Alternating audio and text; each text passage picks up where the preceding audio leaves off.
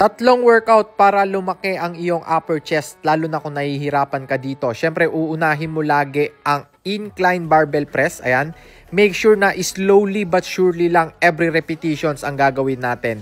Lahat ng workout na ipapakita ko sa inyo ay 4 na ulit yung gagawin and laging slowly ang pagtaas at pagbaba para sa pull na sa pull ang ating mga chest. Okay? Ang repetitions neto 12 to 15 lahat ng workout na ipapakita ko, 4 na ulit yung gagawin. Ayan, kung makikita nyo dito, napupunit ang aking upper chest. Ayun no, tingnan nyo yung upper chest ko, may hiwa. Yun po ang tinatawag na upper chest. So yan ang tinatarget natin sa workout natin ngayon. So, 3 workout lang ipapakita ko sa inyo. Tapos, dagdagan nyo na lang kung ano ang gusto nyong idagdag. Pero itong workout na to, puro upper chest to.